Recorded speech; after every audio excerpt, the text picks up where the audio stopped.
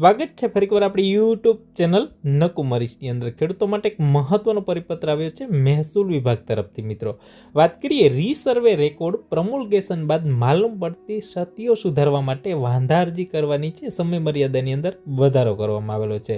મિત્રો પ્રમુલગેશન બાદ છે જે જમીન રીસર્વેની અંદર જે વાંધા અરજીઓ છે એના માટેનો સમયગાળો છે વધારવામાં આવેલો છે. મહેસૂલ વિભાગનો પરિપત્ર છે તારીખ 31/12/2025નો. રાજ્યમાં ખેતીની જમીન રીસર્વે કરવા માટે digital India land record modernisation programme હેઠળ છે ખેતીની જમીન માપણી કરીને પ્રમુલગેશન કરવાની કામગીરી કુલ 33 જિલ્લામાં હાથ ધરવામાં આવેલી છે. અને પ્રમુલગેશન પછી રીસર્વે રેકોર્ડની અંદર જે રીસર્વે રેકોર્ડમાં ખાતેદારો દ્વારા રેકોર્ડની ક્ષતિઓ સુધારવાની રજૂઆત છે કરવામાં આવી રહી છે. મિત્રો કારણ કે પ્રમુલગેશન થયા બાદ છે મિત્રો ઘણી બધી વાંધા અરજીઓ આવેલી છે. કોકના કોઈ નકશામાં ફેર છે, કોઈ ક્ષેત્રફળની અંદર ફેર છે, ઘણા બધા પ્રોબ્લેમો છે પ્રમુલગેશન બાદ છે ખેડૂતોને જોવા મળી રહી છે. આના માટેની જે સમય મર્યાદા છે સરકાર તરફથી વધારવામાં આવેલી છે. આ બાબતે મહેસૂલ વિભાગ તરફથી છે જે ખેડૂત ખાતેદારને રીસર્વે પ્રમુલગેશનની અંદર જે થયેલી ક્ષતિઓ છે સુધારવા માટેની સાદી અરજી છે કરવાની સમય મર્યાદા છે વધારવામાં આવેલી છે. મિત્રો આ જે સમય મર્યાદા છે પહેલાં 31/12/2025 સુધીની હતી. હવે જો આ સમય મર્યાદા છે 1 વર્ષ સુધી લંબાવી દેવામાં આવેલી છે. આથી તમામ ખાતેદાર ખેડૂત હોય એ પણ છે એ અરજી કરી શકે છે. મિત્રો પ્રમુલગેશન પછીની જે ક્ષતિઓ સુધારવા માટે હેરાનગતિ ન થાય, વકીલની ફ્રી ખર્ચ ન થાય, બરાબર. આથી તમામ જે ખાતેદાર ખેડૂત હોય તારીખ 31/12/2026 સુધી હવે તમે અરજી કરી શકો છો. તમારા કોઈ પણ જાતની ફેરફાર હોય, નામની અંદર ફેરફાર હોય, જે તમારા ક્ષેત્રફળની અંદર કોઈ તમારો નકશો હોય, સર્વે નંબર અહીંયા બતાવતું હોય, ખેતર બીજી જગ્યાએ બતાવતું હોય તો અવશ્ય તમારે ખાસ અરજી કરવી જરૂરી છે. મિત્રો તમારી જમીન હોય, તમારા 7 નંબરના નકશાની અંદર તમારે કોઈ પણ જાતનો ફેરફાર દેખાતો હોય તો અવશ્ય તમારે છે અરજી કરવી જરૂરી છે.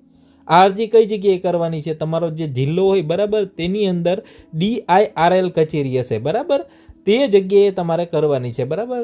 જે DIRL કચેરી આવે છે તમારે જિલ્લાની બરાબર તે જગ્યાએ તમારે કરવાની થતી હોય છે. મિત્રો તો આ વિડીયોને ખાસ તમારા તમામ ખેડૂત મિત્રો સુધી અવશ્ય શેર કરજો.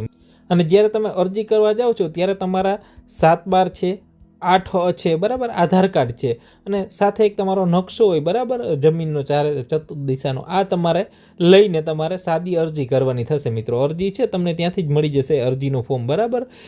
એનો વિશેષ વિડીયો પણ બનાવેલો છે કેવી રીતે ભરવું બરાબર, લિંક તમને ડિસ્ક્રિપ્શનમાં મળી જશે. તો આ વિડીયો ખાસ તમારા ખેડૂત મિત્રો સુધી પહોંચાડજો. તમારા 7 નંબરની અંદર નકશામાં ખાસ ચેક કરજો. તમારા પ્રમુલગેશન બાદ છે ઘણા બધા ખેડૂતોના પ્રોબ્લેમ થયો છે. ક્ષેત્રફળમાં ભૂલ હોય બરાબર, નકશાની અંદર ભૂલ હોય, તમારો નકશો છે એ બીજે જ બતાવતો હોય, તમારો સર્વે નંબર છે, તમારો સપોઝ કે સર્વે નંબર 330 નંબર છે, તમારો 330 નંબર સર્વે નંબર સાચો છે તમારો, પણ તમારો નકશો છે એમાં ફેરફાર હોય તો અવશ્ય તમારે એકવાર 7 નંબરની અંદર તમારો 7 નંબર કાઢી અને એકવાર અવશ્ય ચેક કરી લેજો.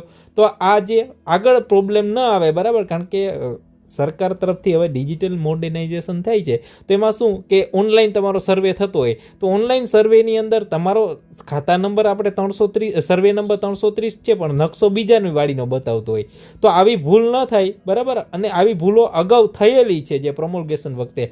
જો તમારો નકશામાં ભૂલ હોય તો અવશ્ય એકવાર અરજી છે તમારે DIRL કચેરી છે તે જગ્યાએ આપી દેવાની રહેશે. આ બિલકુલ ફ્રી છે, કોઈ પણ જાતના રૂપિયા પણ ભરવાના નથી બરાબર. તો અવશ્ય તમારા કોઈ પણ જાતનો ફેરફાર હોય તો અવશ્ય એકવાર અરજી આપી દેજો. સરકાર તરફથી ઓફિશિયલી પરિપત્ર